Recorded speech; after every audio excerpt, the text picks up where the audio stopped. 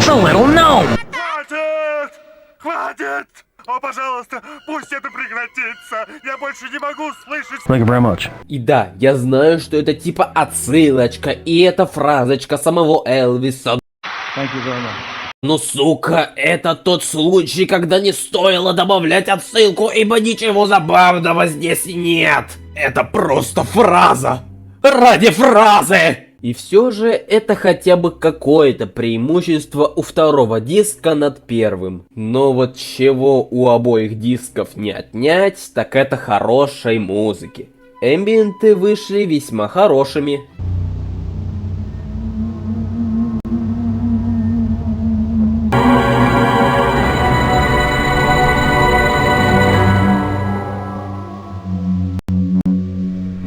A closed coffin.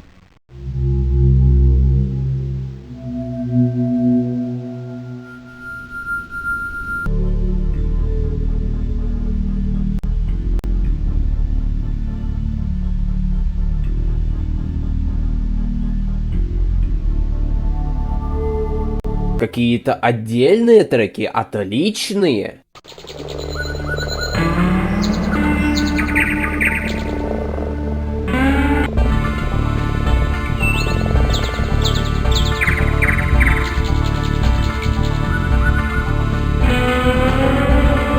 Но отдельное место в моем сердечке занимает заглавная тема, которая играет в заставке.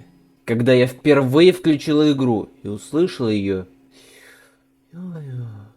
по коже пробежались мурашки. И так каждый, сука, раз.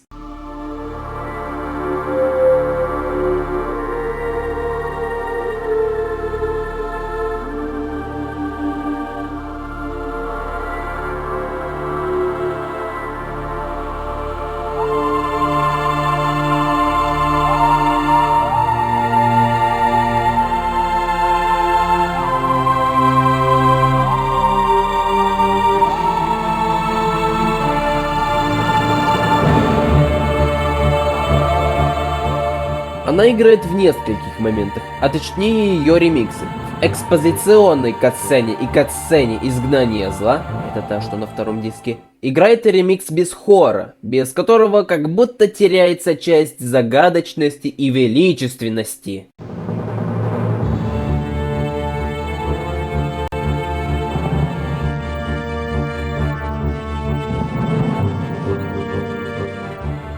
В предфинальной катсцене играет более драматичная версия, которая очень хорошо работает.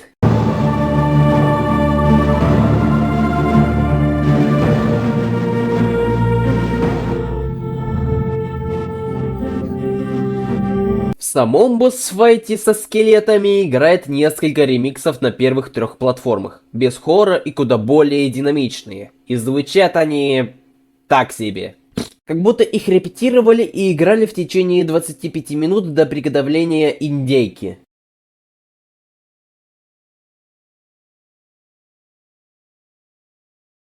И все же это небольшой прыщик по сравнению с красивым лицом музыки.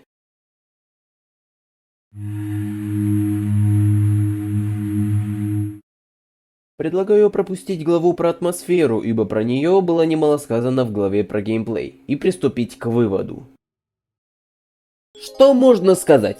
Посмотрим на вопрос из начала ролика. Можно ли назвать The Wyvering годным point-and-click квестом? Знаете...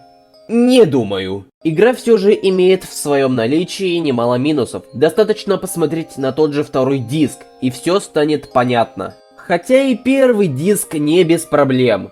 Та же озвучка, ограниченное количество сохранений, нечестные смерти, но...